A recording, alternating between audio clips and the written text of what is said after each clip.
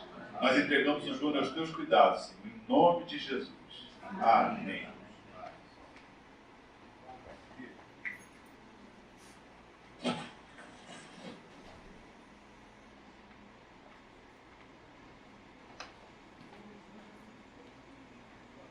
Deus abençoe a igreja. Amém. O tema que a gente vai falar aqui hoje é: você está preparado para a guerra? E aí é interessante que quando a gente foi sair de casa hoje, teve guerra. Teve guerra. Antes da gente, na hora que a gente estava começando a se arrumar, tem um quarto lá, né? Nosso quarto, na verdade, tem um problema lá na porta e a porta trancou. Não queria abrir de jeito nenhum. Pedimos ajuda, não conseguimos. E aí tive que arrombar a porta para conseguir, quase que a gente não vê. Mas você vê que o que eu vou falar aqui hoje, né, e pretendo trazer essa palavra, é mais pura verdade. A gente vive em guerra o tempo todo, guerra espiritual, e o inimigo sempre se levanta contra nós, mas como foi falado aqui hoje, foi cantado aqui hoje, nosso Deus é poderoso. Amém. E Ele está no comando de tudo, né? Então, hoje a gente vai falar um pouco sobre Oséias, né, o texto básico. A gente vai falar de Oséias 14, de 1 a 3, e a gente vai trazer alguns outros versículos aqui também. Está lá no finalzinho de Oséias, é o último capítulo de Oséias. E eu quero falar com essa mensagem que eu vou trazer, falar de 4 passos que a gente pode realizar para que a gente se prepare para essa guerra, para que a gente esteja, então, capaz, né? Seja capaz, capacitado pelo Espírito Santo, por Deus, para que a gente possa, então, encarar essa guerra, né?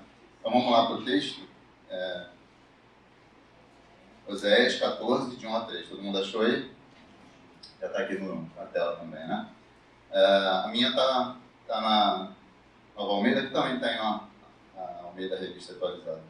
Volta, ó Israel, para o Senhor teu Deus, porque pelos teus pecados estás caído.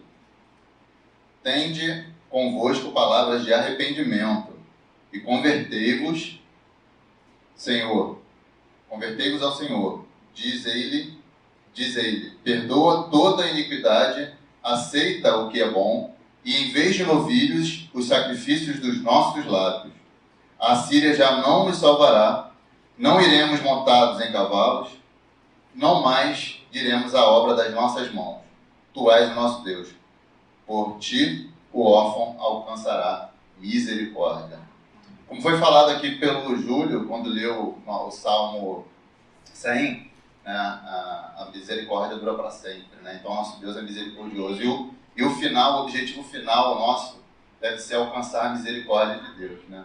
Então, quando eu pensei nesse texto, na verdade, eu falei para a Paulinha, eu quero falar do fim dos tempos. Ela, tá maluco? Eu falei, não, eu quero trazer algo que esteja conectado também com o nosso momento que a gente está passando na humanidade, né? A gente está vendo agora a guerra, e por isso que veio essa palavra na minha mente, né? Falar sobre se a gente está preparado ou não para a guerra, porque já se fala realmente aí, até talvez de uma terceira guerra mundial. A gente está passando aí por um contexto muito difícil, né? Onde temos a Rússia invadindo a Ucrânia, e aí daqui a pouco já se juntando à China, os Estados Unidos junto com a Europa querendo reverter a situação. Então, o cenário que se desenha no nosso mundo hoje é um cenário que, se a gente começar a reparar, começa a trazer alguns cases apocalípticos, né? Então, quando a gente olha lá para Lucas 21, de 10 a 11, né, Jesus nos disse isso, né? Que teriam sinais de que estaria próxima a nossa redenção. Então, se tudo isso está acontecendo, é porque também o nosso Senhor vai voltar, né? Então, é essa esperança que nos move para que a gente, então, se prepare para que a gente consiga enfrentar essa guerra, né? Então, lá em Lucas 21, de 10 a 11, fala: então Jesus lhes disse: nação se levantará contra nação, e reino contra reino. Haverá grandes terremotos, epidemias e fome em vários lugares, coisas espantosas e também grandes sinais vindos do céu. Pestes. O que a gente passou durante 2 anos, né? E agora a gente está saindo de uma pandemia. Foi exatamente isso que a gente enfrentou, uma grande peste, né, que assolou a humanidade como um todo, como nunca houve, né, em nenhum outro momento da história. A gente passou por um momento onde, de fato, a peste ela assolou o mundo inteiro. Tivemos outras pandemias no passado, mas tudo por conta também da nossa própria sociedade, da globalização, que hoje se viaja para qualquer lugar do mundo, de qualquer lugar do mundo. Isso se espalhou com uma velocidade como um rastilho de pólvora e acabou assolando o mundo inteiro. Como eu falei, né, a gente tem visto cada vez mais guerras, e a gente teve também na mesma semana em que a Rússia estava invadindo a Ucrânia, China estava sobrevoando com avião de guerra sobre Taiwan, né? E aí poderia já causar alguma guerra também. Então, a gente começa a ver que isso pode acontecer, pode se espalhar em vários lugares, e se a gente realmente tiver a entrada de grandes forças nesse enfrentamento que hoje está acontecendo de um grandão contra um pequeno, da Rússia contra a Ucrânia, de fato isso pode virar uma terceira guerra mundial. E quando a gente olha para terremotos, né, não só terremotos, a gente tem tido bastante no último século, a gente teve muitos mais, assim, acho que se a gente for comparar a quantidade de terremotos que tiveram agora nesse último século, foram para mais de 5 mil aí nesse século inteiro, e ao passo que nos outros séculos chegava a 200, 100, 300, enfim. E a gente tem tido vulcões, a gente tem tido mudanças climáticas, uma série de sinais que a gente começa a reparar. E será que esses são os sinais da volta de Jesus? Se a gente começa a parar para pensar nessas situações todas, pode ser que sim, né? O que falta acontecer, então, para que Jesus volte? A gente começa a ver uma série de outras movimentações, de uma série de outros problemas que estão acontecendo no mundo e que de fato, né, podem demonstrar para a gente que, sim, está cada vez mais próximo. E a gente que é cristão, que crê, que espera e que ora pela volta do nosso Senhor, a gente está louco aqui para que isso aconteça, que a gente possa estar com Ele, né? E essa é o nosso objetivo, né? E será que isso, então, tudo isso que tem acontecido e que pode ainda mais acontecer, que tem essa indicação de que possa acontecer mais coisas ainda, será que isso é o juízo de Deus sobre o seu povo, sobre, né, a humanidade, sobre a humanidade que não se sujeita a Deus? E que a gente olha lá em Isaías 9, de 12 e 13, né, fala: do Oriente vieram os sírios, do Ocidente vieram os filisteus, e devoraram Israel com a boca escancarada. Nem com tudo isto se desviou a ira de Deus, e a mão dele continuou estendida. E nesse caso aqui, não é mão estendida para misericórdia, é mão estendida para juízo mesmo. Mas esse povo não se voltou para aquele que o feria, nem buscou o Senhor dos Exércitos. Então, mesmo diante de toda a ira, todo o juízo de Deus, o povo ainda não se converte, não se volta para ele. A gente vê que é a mão do Senhor contra todo esse mal, toda essa iniquidade que a gente vê no mundo, e a gente tem visto isso cada vez mais acontecer, cada vez mais maldade, e a gente vê o ser humano querendo ser Deus, querendo tomar o lugar de Deus, se fazer Deus, né, controlar as doenças, né, controlar a morte. Inclusive, tem alguns cientistas que falam que o corpo humano tem todas as condições para viver eternamente, e já querem fazer isso. Os cientistas já querem fazer isso. Só que nós que cremos no Senhor, sabemos que nós estaremos com Ele eternamente, né, quando formos salvos e tivermos o corpo glorificado. Então, somente assim poderemos viver para sempre. Não há outra forma, o ser humano querendo ser Deus, né, novamente. Isso provoca a ira de Deus. Só que o povo acaba resistindo. E resiste, e parece que cada vez mais resiste, né? Parece que a gente vê toda essa maldade acontecendo e parece que cada vez mais o povo quer resistir a Deus, quer vencê-lo. Né? Parece que a humanidade quer vencer a Deus, acha que é capaz de vencer a Deus, e aí acabam recebendo mais vezes, quando eles poderiam receber misericórdia, caso eles se voltassem ao Senhor. Né?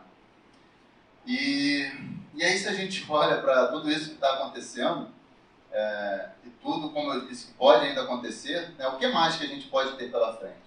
E aí eu vou falar algumas coisas aqui que não significam que a gente já esteja passando por algum tipo de juízo ou que essas coisas de fato, né, significam algum juízo ou algo ruim. Não, tem coisas que inclusive são boas e podem ser muito boas, mas que podem acelerar, ajudar talvez um processo de que a maldade e o iníquo possa aparecer, o anticristo possa aparecer e possa de fato querer subjugar toda a humanidade. Né?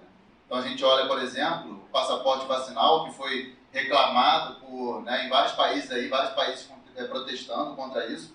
E para muitos isso pode ser tido como uma forma de controle social. Mas será que esse passaporte continua agora que está caindo máscara, está caindo tudo? Será que isso ainda vai continuar? Será que vamos ter outras coisas sendo incluídas nesse controle, nesse dispositivo, nesse passaporte? Né? Se o cara de repente tem algum outro tipo de doença, talvez, ou algumas outras coisas que podem evitar que as pessoas circulem livremente. A gente tem visto também, cada vez mais, e aí isso tem a ver com o aspecto tecnológico, econômico, moedas digitais surgindo. Né? Para quem conhece criptomoedas, Bitcoin, né? Essas coisas. Só que não só isso. Né? Os governos também estão começando a lançar as suas moedas, as suas próprias moedas digitais.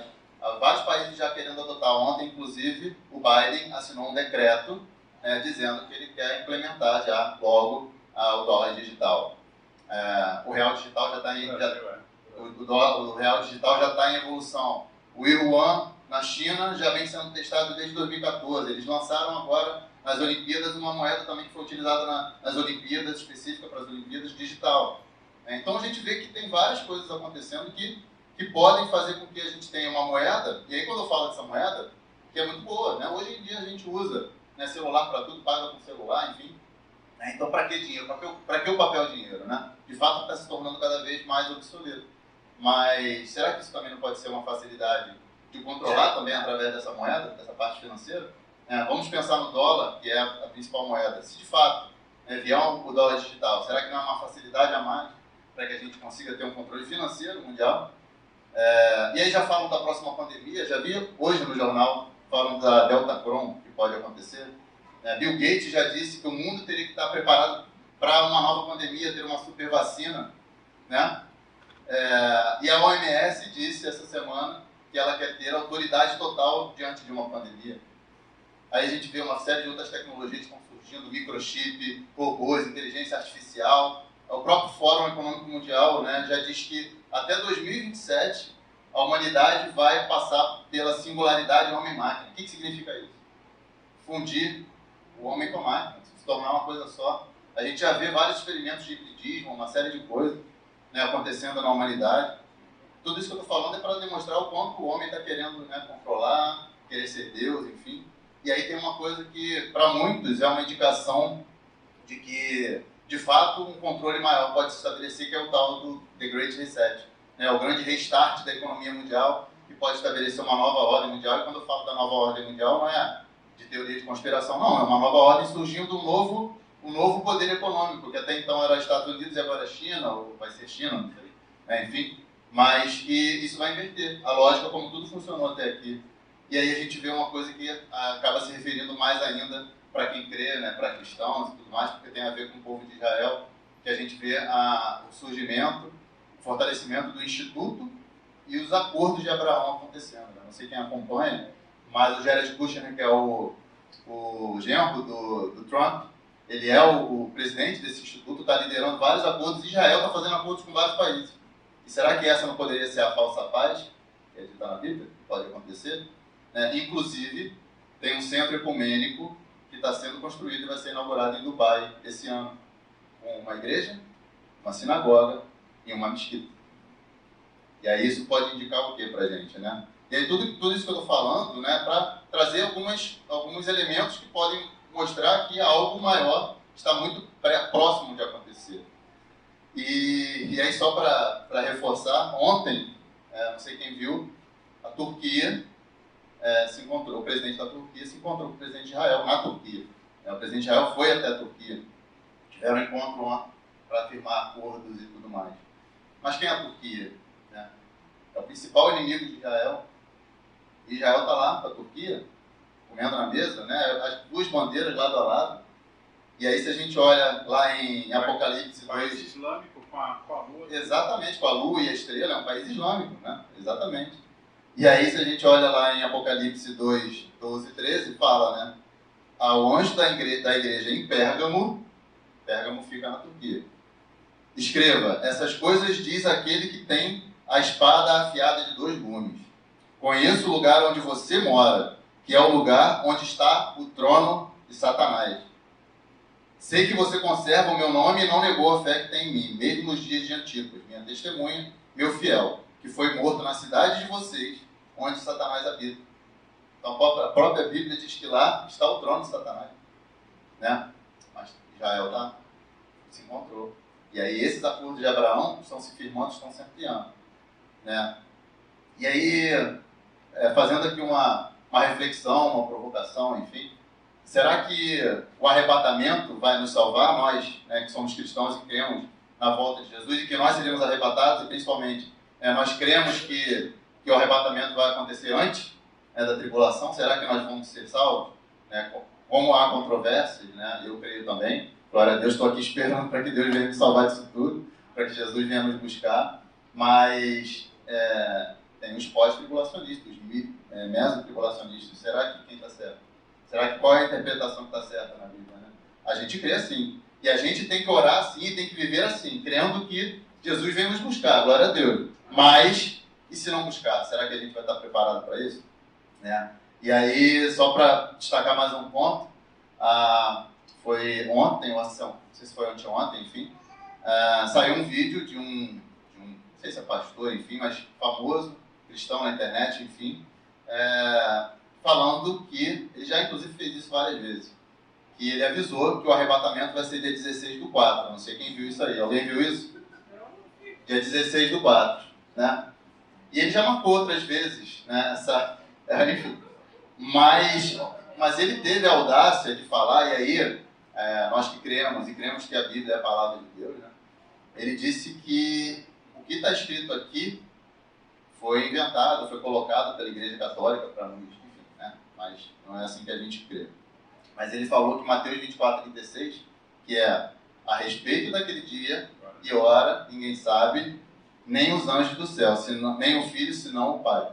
E ele disse que isso aqui foi inventado, foi colocado pela Igreja Católica. Enfim. Mas eu estou falando isso por quê? Porque...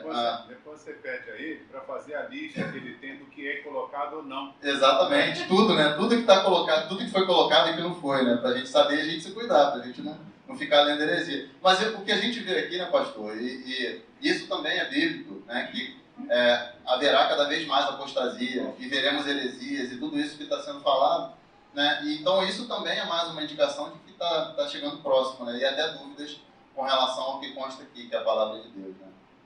Então, independente se o arrebatamento vai ser depois ou não, mas a gente tem que estar preparado, e a gente tem que se preparar também para a volta dele, principalmente, né? Mas o que a Bíblia nos diz, então, com relação a tudo isso que eu falei até agora, né? O Júnior está, enfim, tá maluco aqui, está falando um monte de coisa, mas tem 3 pontos principais que a Bíblia fala que tendem a caracterizar ou ser caracterizado por tudo isso que a gente falou até agora. Primeiro, o governo único, ter um controle único, um governo único, e a facilidade pelo controle da sociedade. Como eu falei, o passaporte, moeda digital, tudo isso que vai facilitar o controle. A gente vê, por exemplo, escaneamento facial em aeroportos já acontecendo. Então, essa facilidade que a tecnologia nos traz, pode ser que permita isso mais rapidamente. E aí a gente vê lá em Apocalipse 13, 2 e 7, né? A besta que via era semelhante a leopardo, com pés de urso e boca de leão. E o dragão deu à besta o seu poder, o seu trono e grande autoridade. Foi-lhe permitido também que lutasse contra os santos e os vencesse. Foi-lhe dada ainda autoridade sobre cada tribo, cada povo, cada língua e nação. Então indica que esse governo vai ter controle e autoridade sobre o mundo inteiro. É isso que a Bíblia está dizendo. E aí a gente tem na própria Apocalipse falando dos 10 chifres, temos lá em Daniel falando dos 10 dedos da estátua, né? E aí a gente vê o Macron falando que ele vai formar um exército com 10 países. Né? Essa semana ele falou isso. Enfim. E aí quando a gente fala da religião única, né? Que também é uma indicação de que isso pode acontecer, e aí a gente vê a facilidade pelos acordos de paz, os acordos de Abraão, os acordos dos filhos de Abraão, né? E a gente vê um movimento também da Igreja Católica, né, se achegando. Para muitos pode ser que surja o tal do Crislã, né, que é a união do cristianismo com o islamismo, enfim, uma religião abraâmica, né, que todos são originados de Abraão. E a gente olha lá em Apocalipse 13, de 11 a 13, que fala: vi ainda outra besta emergir da terra, tinha 2 chifres, parecendo cordeiro, mas falava como dragão. Ela exerce toda a autoridade da primeira besta na sua presença e faz com que a terra e seus habitantes adorem a primeira besta, cuja ferida mortal havia sido curada. Também opera grandes sinais, de maneira que faz até descer fogo do céu sobre a terra, diante de todas as pessoas. Que, né, como dizem na análise desse texto, é o falso profeta. É o dito falso profeta, que para muitos é o Papa, que vai conduzir aí a religião única, né? E aí, quando a gente chega na questão da moeda única, eu acabei de falar sobre a questão das moedas digitais, a facilidade, o dólar digital, né, as próprias criptomoedas, enfim. Então, toda essa facilidade tecnológica pode acelerar isso. Então, esse controle econômico que essa tecnologia pode permitir, que essa moeda, o dólar digital pode permitir, né, também é previsto na Bíblia, onde fala lá em Apocalipse 13, 16 a 17. A todos os pequenos e grandes, os ricos e pobres, os livres e escravos, faz com que lhes seja dada certa marca na mão direita ou na testa, para que ninguém possa comprar ou vender, senão aquele que tem a marca, o nome da besta ou o número de seu nome. E aí, diante disso tudo que eu estou falando, né, o que a gente tem que fazer? Se preparar como, né? Aí muitos começam a falar de estocar alimento, né, vamos guardar alimento. A gente viu, inclusive, o risco da Rússia, né, não fornecer o fertilizante, a gente ficar sem alimento, carecer de alimento aqui no Brasil e tudo mais. Guardar dinheiro, né, sacar o dinheiro físico e guardar, mas se tudo virar digital e não aceitar mais moeda física, o que a gente faz? Investir em ouro, né, porque sempre foi a moeda, o metal mais sólido, mais precioso, enfim, ou até mesmo em criptomoeda, já que tudo vai ser digital. Então, o que a gente pode fazer? Ou então, ir para um monte, ou para o mato, para uma fazenda, algum lugar assim, para a gente poder plantar e viver da nossa própria colheita. Ou até mesmo se armar de verdade, né, para se proteger dessa guerra, pegar em armas para que a gente possa proteger. Mas nós, como cristãos, o que nós podemos fazer, temos que fazer, né? Eu gosto muito de usar a palavra job, né, que é jejum, oração e Bíblia, né? O trabalho, temos que trabalhar, né, de verdade, para que a gente consiga se preparar para essa guerra, né? Através de quê? De jejum, através da oração e através da palavra de Deus, através da Bíblia. Então é assim que nós, cristãos, né, que estamos firmes na fé, que cremos, né, na volta de Jesus, e cremos que, independente disso tudo que está acontecendo, Ele está no controle. Né, e vai acontecer de acordo com o que Ele planejou, de acordo com os seus desígnios, porque a gente não sabe nem a hora, nem os anjos sabem, nem o Filho, somente o Pai. Né? E aí, então, a gente percebe que pensando em coisas materiais, né, claro que não significa que a gente não possa se resguardar de alguma forma, né, tomando algumas precauções, mas nós, enquanto cristãos, temos que nos fortalecer na nossa fé. Mas e para aqueles que talvez não estejam tão fortes assim, ou que não estão no Senhor, ou que não estão nos caminhos do Senhor e que talvez corram mais risco, não sei, com tudo isso que está acontecendo. É aí que entra então os 4 passos que eu queria trazer para vocês. Né? Primeiro, voltar-se para o Senhor. Acho que a principal coisa é essa, é a gente se voltar para Ele, é a gente entender que Ele está no controle de tudo, e de que Ele é soberano, de que a gente não é nada perto dEle. Nós somos um vermezinho de Jacó, uma poeirinha da praia, uma estrelinha do céu. O que quer que seja, nós somos nada insignificante diante do poder do nosso Deus, né? E aí lá em 2 Coríntios 5, 18 e 19 fala, ora, tudo isso provém de Deus, que nos reconciliou consigo mesmo por meio de Cristo e nos deu o ministério da reconciliação, a saber que Deus estava em Cristo, reconciliando consigo o mundo, esse mundo pecador, esse mundo caído, esse mundo falho, né, não levando em conta os pecados dos seres humanos e nos confiando a palavra de reconciliação. Então Deus quer que o seu povo e que a humanidade se volte para Ele, né, que confie nele, que entenda que Ele está no controle de tudo e que Ele nos criou para que nós possamos gozar, né, dessa comunhão especial com o nosso Criador, que é o autor da nossa vida, né, que fez tudo, de tudo, para nos dar esse grande privilégio, que é estar em comunhão com Ele, e que a gente, por muitas vezes, não dá esse valor e rejeita, né? Então Deus quer que a gente tenha uma relação especial e eterna com a gente, comigo, com você, enfim, né? E por que a gente deve, então, se voltar ao Senhor? Porque Ele é o remédio da vida eterna para nós. Ele que é capaz de mudar essa vida eterna que os homens tanto querem lutar e para conseguir através da tecnologia, da ciência, enfim. E o próprio Espírito Santo nos diz que nós devemos nos voltar a Deus, nos voltar ao nosso Senhor. E se ouvirmos a voz de Deus hoje, nós não podemos, né, endurecer nosso coração, nos fechar e dizer, não, isso não é para mim. Não, isso não funciona, isso, enfim, né? E que a gente não deve ter esse coração insensível com relação às coisas do Pai, tudo aquilo que Ele nos fez, tudo aquilo que Ele nos promoveu, nos proveu. E se Ele quer nos erguer, Ele quer o nosso bem, a gente tem que se entregar. E a gente tem que permitir que Ele seja a nossa força e a nossa alegria, porque a nossa alegria vem do Senhor, né? Segundo passo é a gente se arrepender. Então, a partir do momento que a gente se volta, a gente se arrepende, né? A gente busca Deus. E isso está lá em Mateus 3:2, onde João Batista dizia, né?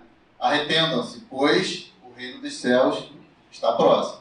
Está cada vez mais próximo, né? Glória a Deus.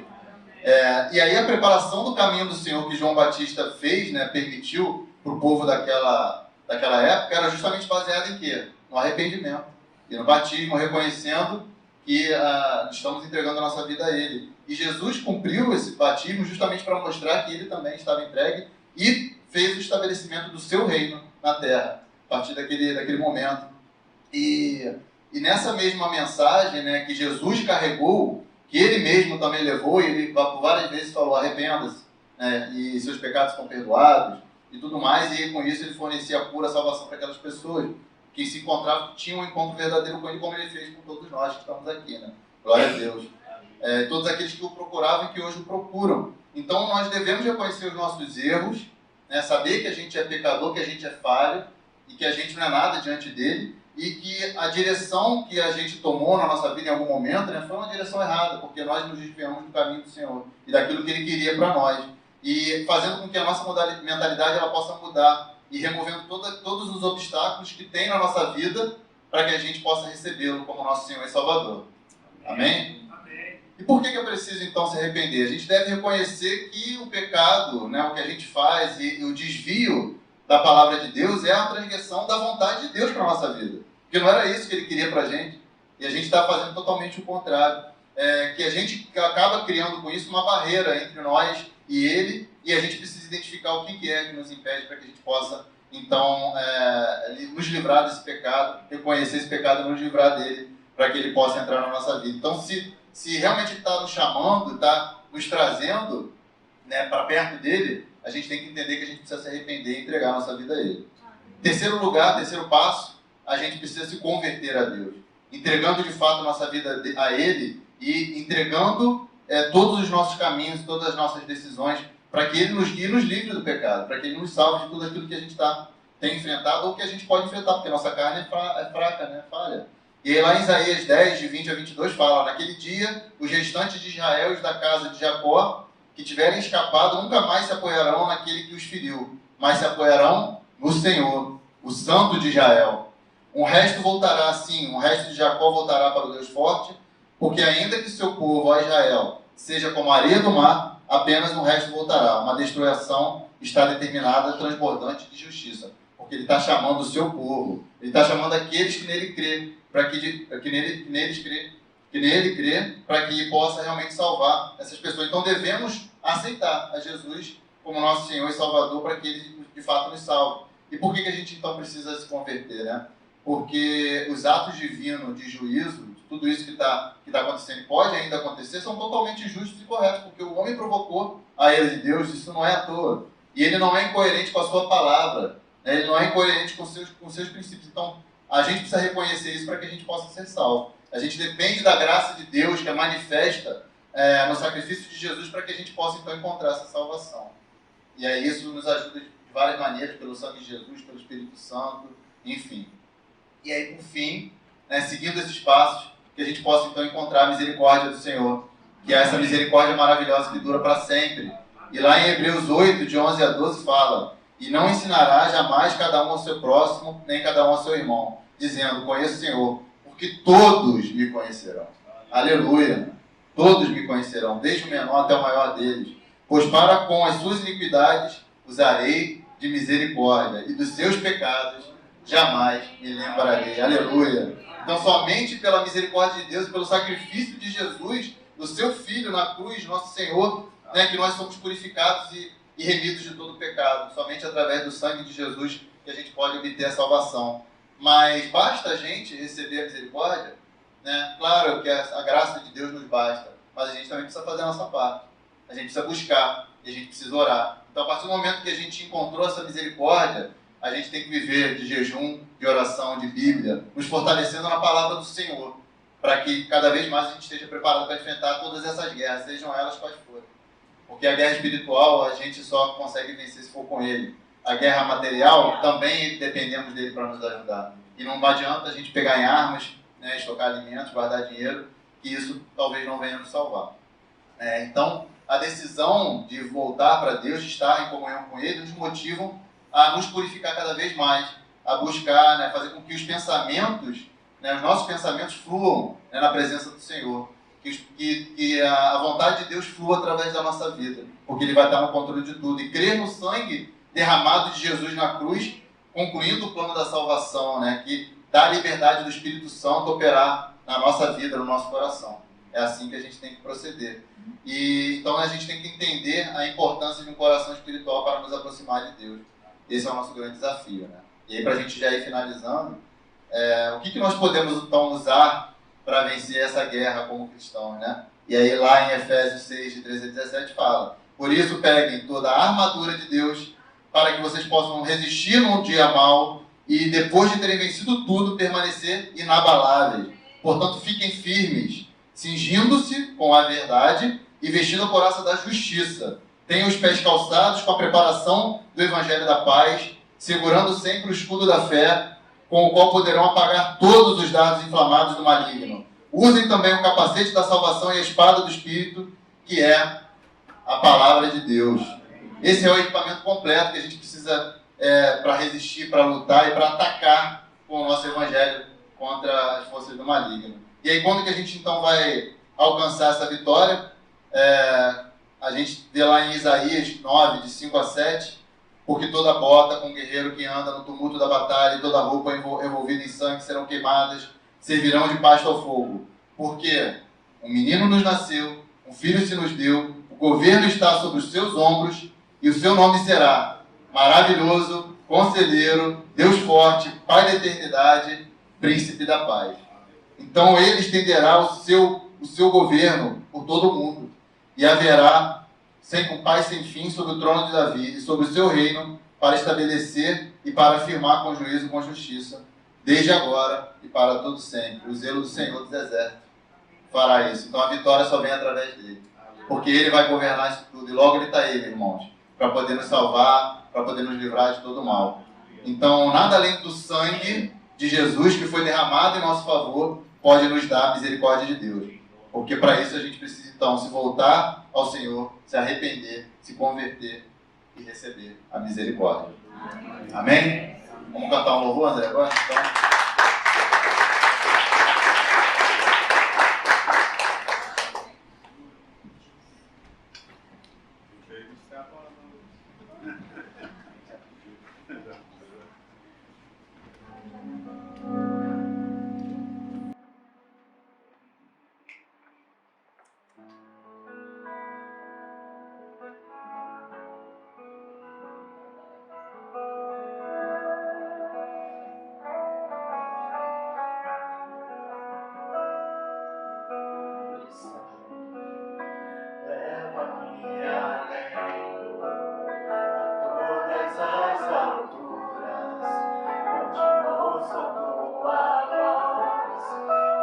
de tua justiça pela minha vida.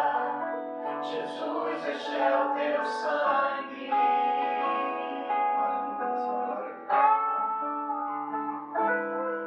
Tua cruz mostra tua graça, fala do amor do Pai, que prepara para nós um caminho para Ele, onde posso me achegar somente pelo sangue.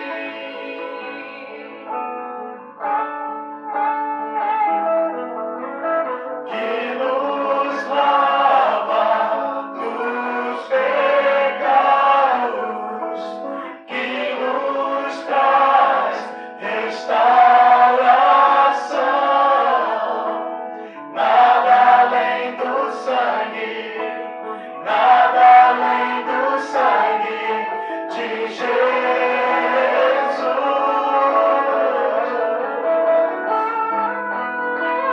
Que nos faz brancos como anéis, aceitos como amigos de Deus. Nada além do sangue, nada além do sangue de Jesus.